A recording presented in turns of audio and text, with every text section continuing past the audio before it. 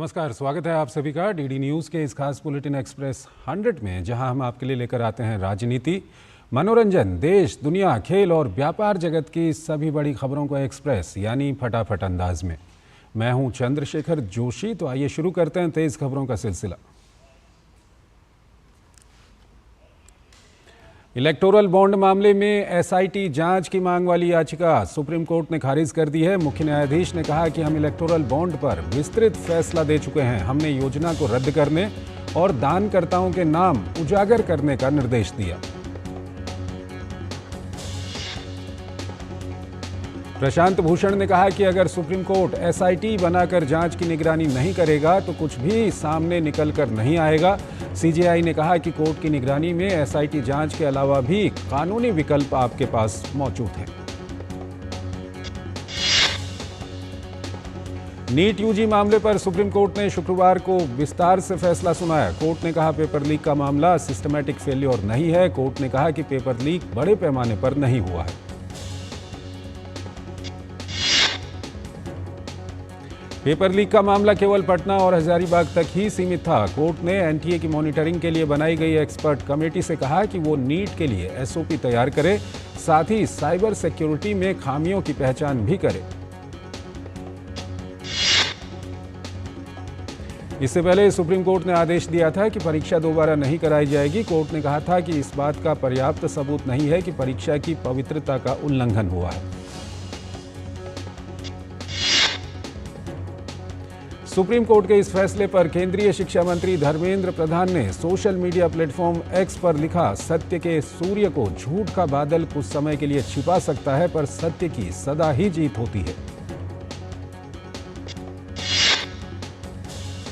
कांग्रेस सांसद कार्ति चिदंबरम ने NEET UG 2024 को लेकर सुप्रीम कोर्ट के फैसले पर असहमति जताई। उन्होंने कहा कि इस परीक्षा की सत्यनिष्ठा समाप्त हो चुकी है।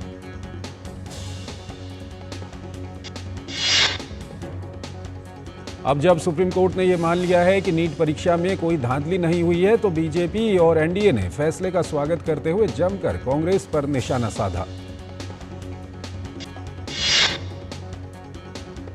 ओल्ड राजेंद्र नगर हादसे की जांच दिल्ली हाईकोर्ट ने सीबीआई को सौंप दी है। न्यायालय ने कहा कि मामले की गंभीरता को देखते हुए जांच सीबीआई को ट्रांसफर कर रहे हैं। इससे पहले ओल्ड राजेंद्र नगर कोचिंग हादसे में एमसीडी कमिश्नर हाईकोर्ट में पेश हुए। कोर्ट के पूछने पर बताया कि इलाके में नाले पर रैंप बनाने की वजह से नाला काम नहीं कर रहा है, सड़क ही नाले का काम कर रही है। पंजाब और हरियाणा सरकार के बीच शंभू बॉर्डर को लेकर विवाद पर सुप्रीम कोर्ट में सुनवाई के दौरान सुप्रीम कोर्ट ने कहा कि हरियाणा और पंजाब सरकार ऐसे निष्पक्ष लोगों के नाम पर विचार करें जो किसानों से बात कर परेशानी का हल निकाल सकें। प्रधानमंत्री नरेंद्र मोदी की अध्यक्षता में केंद्रीय मंत्रिमंडल की बैठक हुई, जिसमें 8 बड़े नए नेशनल हाईवे प्रोजेक्ट को मंजूरी दी गई, जिसमें करीब 50,000 करोड़ रुपए खर्च होंगे। पश्चिम बंगाल के राशन घोटाला मामले में तृणमूल कांग्रेस नेता अनीसुर रहमान और उसके भाई अलिफ नूर उर्फ मुकुल रहमान को प्रवर्तन निदेशालय ने गिरफ्तार कर लिया। गुरुवार सुबह दोनों ने सीजीओ कॉम्प्लेक्स स्थित ईडी कार्यालय में दोनों से पूछताछ की गई। राज्यसभा में कृषि और कल्याण मंत्रालय से संबंधित मामलों पर चर्चा का जवाब देते हुए केंद्रीय कृषि मंत्री शिवराज सिंह चौहान ने कांग्रेस पर हमला बोला। कृषि मंत्री ने कहा कि कांग्रेस के डीएनए में ही किसान विरोध है। केंद्रीय कृषि एवं किसान कल्याण मंत्री शिवराज सिंह चौहान ने कहा कि कृषि सरकार की प्रमुख प्राथमिकताओं में से एक है और इसके लिए सरकार रोडमैप बनाकर काम कर रही है। सरकार ने कृषि क्षेत्र के बजट में भी लगातार वृद्धि की है। केंद्रीय रेल मंत्री अश्विनी वैष्णव ने राज्यसभा में प्रश्नकाल के दौरान बुलेट ट्रेन परियोजना की स्थिति पर जवाब देते हुए बताया कि मुंबई अहमदाबाद बुलेट ट्रेन योजना तेजी से काम कर रही है और इस पर 320 किलोमीटर पर पिल्लर से लेकर अन्य कार्य पूरे कर लिए गए हैं। टनल का काम भी तेजी से चल रहा है। केंद्रीय सूचना एवं प्रसारण राज्य मंत्री एल मुरुगन ने राज्यसभा में ओटीटी प्लेटफॉर्म से जुड़े सवाल का जवाब देते हुए बताया कि ओटीटी प्लेटफॉर्म के मामले में सेल्फ सर्टिफिकेशन की नीति अपनाई गई है, जिसका उल्लंघन करने पर आईटी कानून के तहत कार्रवाई की जाएगी। लोकसभा में प्रश्नकाल के दौरान जेनेरिक दवाओं से संबंधित सवाल का जवाब देते हुए स्वास्थ्य मंत्री जेपी नड्डा ने कहा कि जन औषधि केंद्रों के माध्यम से बड़ी मात्रा में जेनेरिक दवाएं सस्ते दाम पर बेची जा रही हैं। ये जेनेरिक दवाएं मार्केट में उपलब्ध दवाओं से 50 से 80% सस्ती होती हैं। प्रधानमंत्री नरेंद्र मोदी ने राज्यपालों के सम्मेलन में हिस्सा लिया। पीएम ने एक्स पर इसकी जानकारी देते हुए बताया कि राज्यपाल कैसे विकास को बढ़ावा दे सकते हैं, इस पर चर्चा की। राष्ट्रपति द्रौपदी मुर्मू ने दिल्ली स्थित राष्ट्रपति भवन में इस सम्मेलन का उद्घाटन किया था। सम्मेलन में उपराष्ट्रपति और केंद्रीय मंत्रियों समेत कई अधिकारियों ने भी शिरकत की।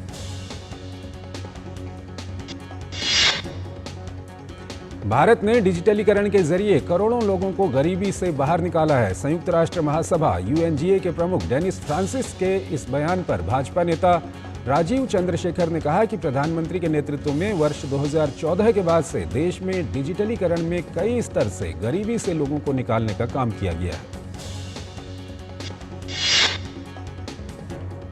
भाजपा नेता राजीव चंद्रशेखर ने कहा कि पिछले 10 सालों में गरीब और किसान कल्याण के लिए प्रतिबद्धता के साथ काम करते हुए भारत ने पूरी दुनिया के सामने मिसाल पेश की है।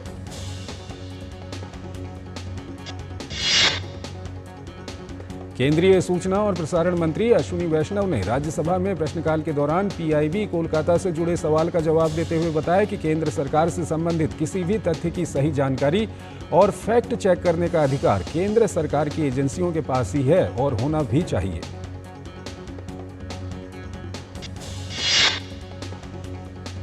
दिल्ली के रोहिणी स्थित आशा किरण शेल्टर होम मामले पर राज्यसभा सांसद स्वाति मालीवाल ने अपनी प्रतिक्रिया दी है। स्वाति मालीवाल ने कहा, शेल्टर होम की स्थिति दयनीय है। इस पूरे मामले पर सख्त से सख्त कार्रवाई की जानी चाहिए।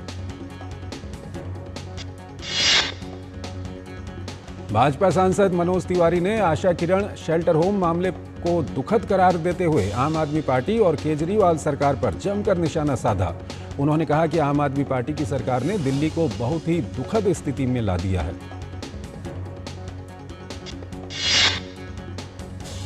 भाजपा प्रवक्ता शहजाद पूनावाला ने आशा किरण शेल्टर होम मामले को लेकर दिल्ली की आम आदमी पार्टी की सरकार पर हमला बोला। उन्होंने कहा कि दिल्ली में आम आदमी पार्टी की सरकार ने होम सेंटर को मौत का सेंटर बना दिया है।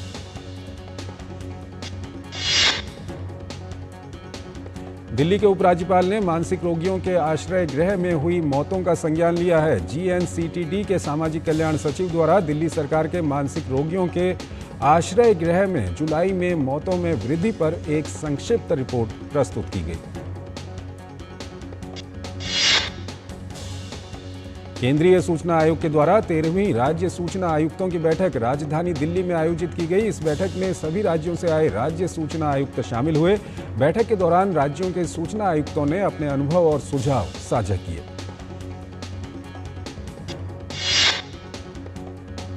बैठक को संबोधित करते हुए केंद्रीय मंत्री जितेंद्र सिंह ने कहा कि प्रधानमंत्री नरेंद्र मोदी के नेतृत्व में सूचना को मजबूत, पारदर्शी बनाने के साथ ही आसान तरीके से जन जन तक पहुंचाया जा रहा है। साथ ही उन्होंने कहा कि मोबाइल के जरिए आरटीआई को दर्ज कर सकते हैं।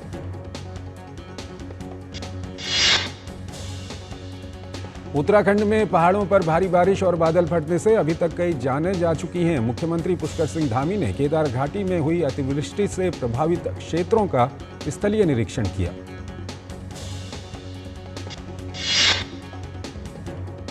उत्तराखंड के मुख्यमंत्री ने आपदाग्रस्त इलाकों का हवाई सर्वेक्षण करने के साथ ही आपदा प्रभावितों का हाल भी जाना। साथ ही राहत बचाव शिविरों में की गई व्यवस्थाओं का जायजा लिया। मुख्यमंत्री ने जिलाधिकारी रुद्रप्रयाग को यात्रा मार्ग में फंसे श्रद्धालुओं को यथाशीघ्र सुरक्षित स्थानों में लाए जाने के साथ ही भोजन और अन्य आवश्यक सुविधाएं उपलब्ध कराए जाने के निर्देश दिए। मुख्यमंत्री धामी ने अधिकारियों को अलर्ट मोड में रहने के निर्देश दिए हैं।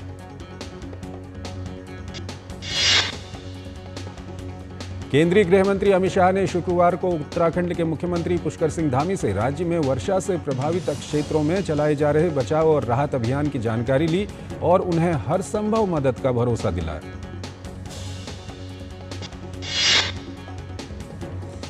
चारधाम यात्रा पर आए तीर्थयात्री पहाड़ों पर हो रही बारिश के कारण फंसे हुए हैं। MI-17 एवं चिनूक हेलीकॉप्टर द्वारा केदार घाटी में फंसे तीर्थयात्रियों का रेस्क्यू कर यात्रियों को सुरक्षित स्थान पर पहुंचाने का कार्य जारी है।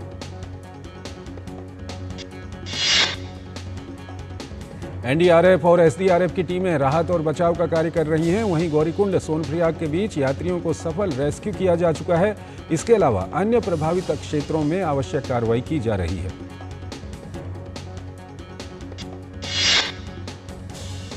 केदारनाथ दर्शन के लिए गए मध्य प्रदेश के लोग केदारनाथ में फंस गए, जिन्हें रेस्क्यू टीम ने एयरलिफ्ट कर सुरक्षित रुद्रप्रयाग पहुंचाया।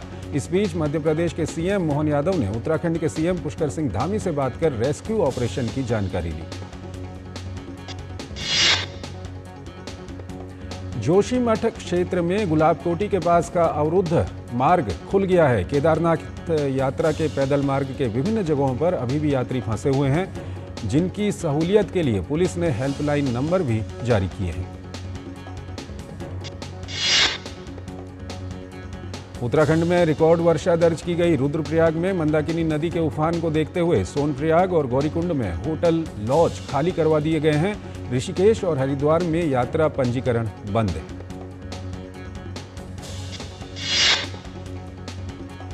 केरल के वायनाड में भूस्खलन में मरने वालों का आंकड़ा लगातार बढ़ता जा रहा है। सैकड़ों लापता लोगों की तलाश की जा रही है। लापता लोगों का पता लगाने के लिए सेना के खोजी कुत्ते भेजे गए हैं।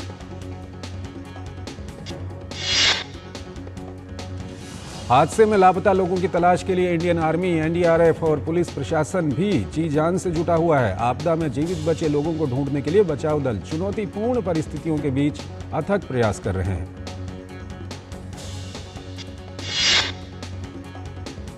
कठिन इलाके के कारण बचाव प्रयासों में काफी बाधा आ रही है। नष्ट हुई सड़कों और पुलों के कारण ये समस्या और भी बढ़ गई है।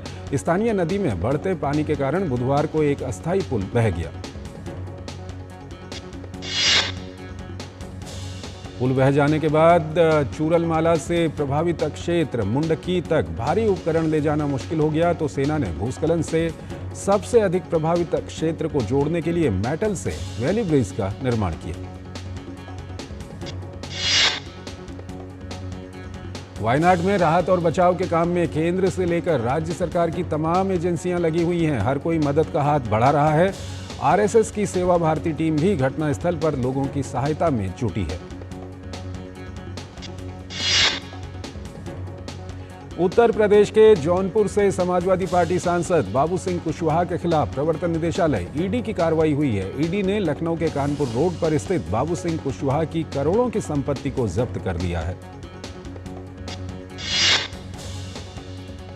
उत्तर प्रदेश राज्य बाल अधिकार संरक्षण आयोग की सदस्य अनीता अग्रवाल अयोध्या पहुंची। उन्होंने जिला महिला चिकित्सालय में भदरसा गैंगरेप पीड़िता नाबालिग बच्ची से मुलाकात की और उसका हालचाल जाना।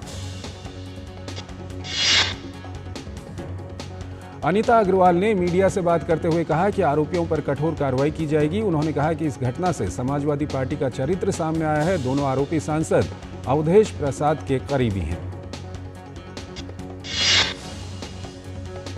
अयोध्या में नाबालिग लड़की से रेप के मामले में ABVP के कार्यकर्ताओं ने कलेक्ट्रेट गेट पर धरना प्रदर्शन किया। प्रदर्शनकारियों ने सांसद अवधेश प्रसाद का पुतला फूंका। सांसद अवधेश प्रसाद के खिलाफ मुर्दाबाद के नारे भी लगाए। ABVP के कार्यकर्ता कलेक्ट्रेट गेट पर धरने पर बैठकर रेप पीड़िता को जल्द से जल्द न्याय दिलाने और मामले की फास्ट ट्रैक में सुनवाई और दोषियों को फांसी देने की मांग को लेकर जिला अधिकारी को ज्ञापन सौंपने के लिए कलेक्ट्रेट पहुंचे थे। भाजपा राज्यसभा सांसद दिनेश शर्मा ने लोकसभा में नेता प्रतिपक्ष राहुल गांधी के बयान पर कटाक्ष करते हुए कांग्रेस नेता पर अफवाह और झूठ फैलाने की राजनीति करने का आरोप लगाया।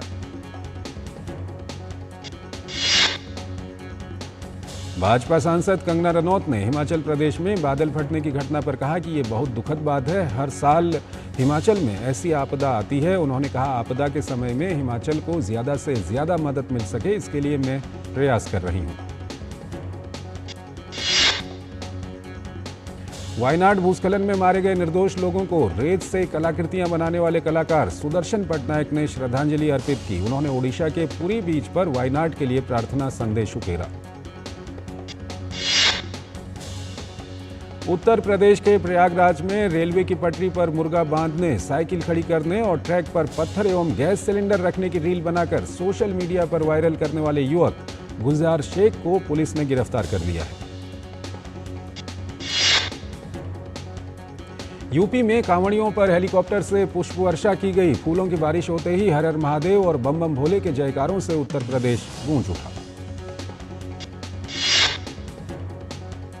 पश्चिम बंगाल विधानसभा के नेता प्रतिपक्ष और भाजपा नेता शुवेंदु अधिकारी के साथ भाजपा विधायकों ने कोलकाता में सब्जियों की कीमतों में बढ़ोतरी को लेकर बंगाल विधानसभा के बाहर विरोध प्रदर्शन किया। यूपी के मुख्यमंत्री योगी आदित्यनाथ ने लखनऊ में अयोध्या की नाबालिग रेप पीड़िता के परिजनों से मुलाकात की। इस अवसर पर जनपद अयोध्या के बीकापुर विधानसभा क्षेत्र के विधायक डॉक्टर अमित सिंह चौहान भी मौजूद थे।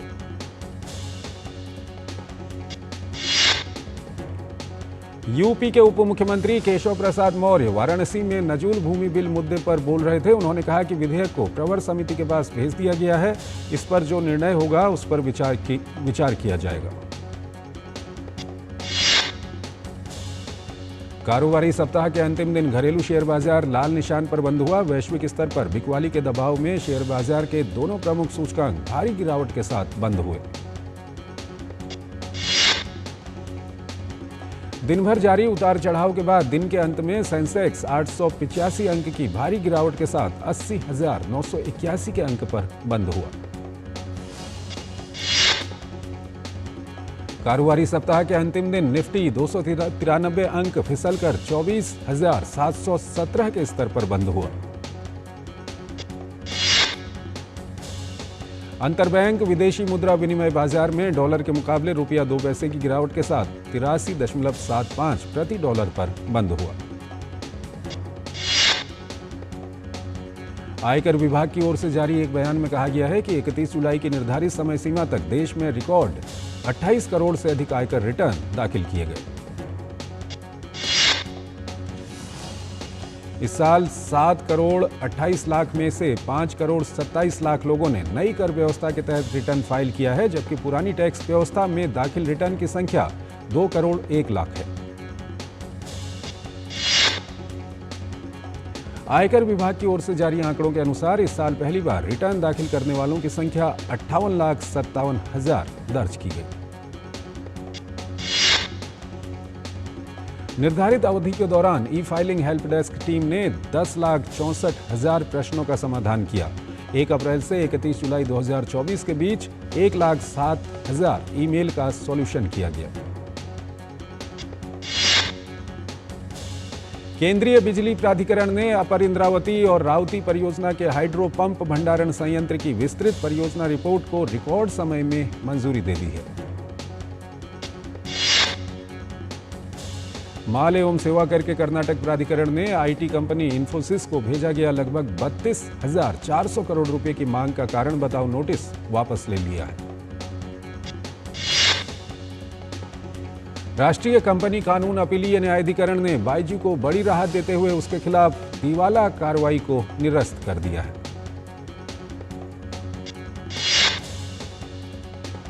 कारोबार को एक नया आयाम देने के लिए ई कॉमर्स कंपनी मीशो ने अपने बोर्ड में 4 नए इंडिपेंडेंट डायरेक्टरों की नियुक्ति की है। मध्य पूर्व के कुछ हिस्सों में बढ़ते तनाव के बीच एयर इंडिया ने 8 अगस्त तक तेल अवीव से आने वाली उड़ानों को तत्काल प्रभाव से निलंबित करने की घोषणा की है। 77वें स्वतंत्रता दिवस के अवसर पर एयर इंडिया एक्सप्रेस ने कुछ चुनिंदा रूटों पर अपने ग्राहकों के लिए मात्र 1947 रुपये में एयर टिकट बुक करने की पेशकश की है। फ्रीडम सेल के नाम से लॉन्च इस विशेष ऑफर को डोमेस्टिक के साथ ही इंटरनेशनल फ्लाइटों के लिए भी मान्य किया गया है। यात्री 5 अगस्त से 30 सितंबर तक टिकटों की बुकिंग कर सकते हैं। भारतीय बीमा नियामक एवं विकास प्राधिकरण ने HDFC लाइफ पर सख्त कार्रवाई की है। नियामक ने नियमों का उल्लंघन करने के लिए 2 करोड़ रुपए का जुर्माना लगाया है।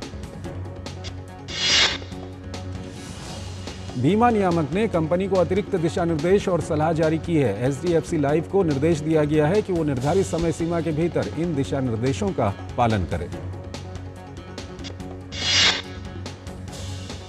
जर्मनी की विमान विनिर्माता डॉयचे एयरक्राफ्ट ने 40 सीट वाले टर्बोप्रॉप क्षेत्रीय विमान D328 इको के लिए बेंगलुरु स्थित HET टेक्नोलॉजीज के साथ साझेदारी की है।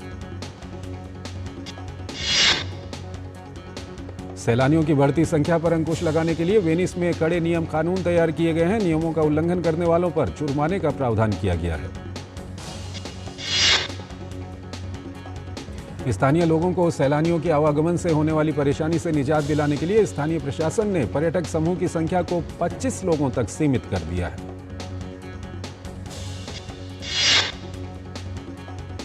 महंगाई, बेरोजगारी और आर्थिक संकट से परेशान होकर नाइजीरिया के लोग सड़कों पर उतर आए। प्रदर्शन के दौरान हुई झड़प में 1 दर्जन से अधिक लोगों की मौत हो गई। प्रदर्शन कर रहे लोगों पर सार्वजनिक संपत्तियों को नुकसान पहुंचाने का आरोप लगाते हुए नाइजीरिया के पुलिस ने 300 से अधिक लोगों को गिरफ्तार कर लिया। नाइजीरियाई सरकार ने प्रदर्शन के कारण बिगड़ती स्थिति के मद्देनजर कई इलाकों में कर्फ्यू लगा दिया है। स्थिति से निपटने के लिए सरकार सेना को अलर्ट मोड में रहने को कह रही है।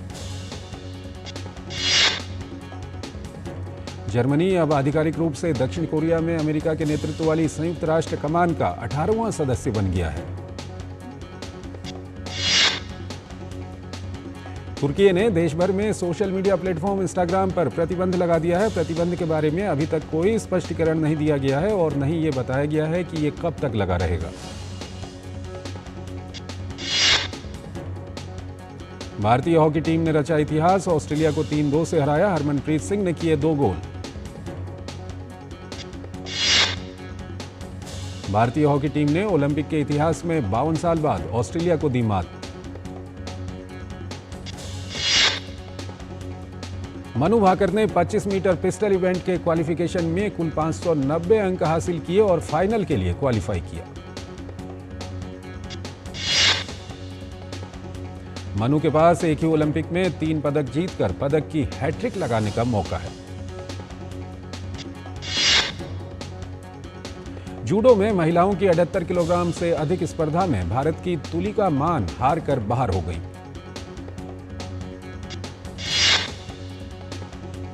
क्यूबा की खिलाड़ी ने तुलिका को 10-0 से हराया। तुलिका की हार के बाद जूडो में भारत का अभियान खत्म हो गया। तीरंदाजी में अंकिता भकत और धीरज की जोड़ी को कांस्य पदक के मुकाबले में मिली हार। अमेरिका की जोड़ी ने दी मात।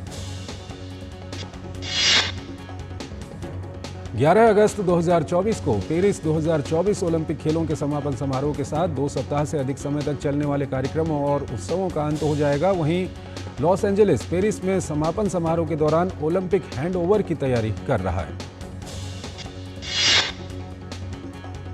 पेरिस ओलंपिक समापन समारोह में अभिनेता टॉम क्रूज लेंगे हिस्सा। इस दौरान पेरिस 2024 से लॉस एंजलिस 2028 खेल के मेजबान शहर को ओलंपिक ध्वज सौंपा जाएगा। अमेरिकी जिम्नास्टिक सुपरस्टार सिमोन बाइल्स ने पेरिस ओलंपिक में अपना दूसरा ओलंपिक ऑल राउंड खिताब जीता। इसी के साथ सिमोन बाइल्स जिम्नास्टिक की दुनिया में फिर शीर्ष पर आ गई हैं। सिमोन ने अपने करियर में कुल 9वां पदक जीता है, जिसमें कुल 6 स्वर्ण, 1 रजत और 2 कांस्य पदक हो गए हैं। सिमोन बाइल्स 1980 में नादिया कोमनेसी के बाद खेलों में 9 पदक जीतने वाली पहली महिला जिम्नास्ट हैं। British tennis icon Andy Murray ने ओलंपिक में पुरुष युगल स्पर्धा के क्वार्टर फाइनल में हार के बाद संन्यास ले लिया।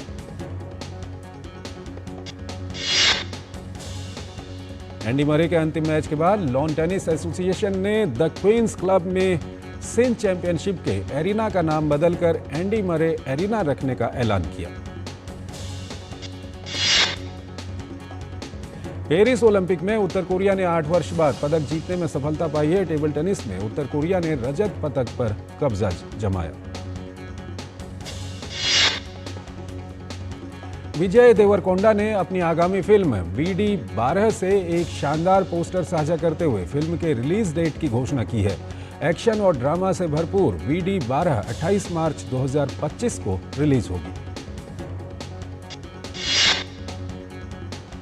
अपनी पहली सालगिरह पर फिल्म गदर 2 एक बार फिर सिनेमाघरों में रिलीज होगी। इस बार फिल्म को सांकेतिक भाषा में भी रिलीज करने की तैयारी है।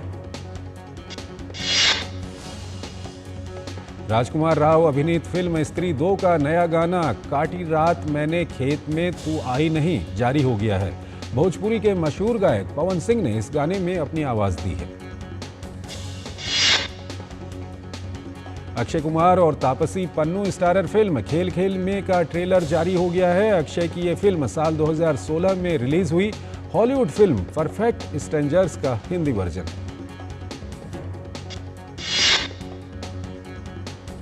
पंजाबी फिल्म सुच्चा सूरमा का मोशन पोस्टर जारी हो गया है। 20 सितंबर को फिल्म सिनेमाघरों में दस्तक दी।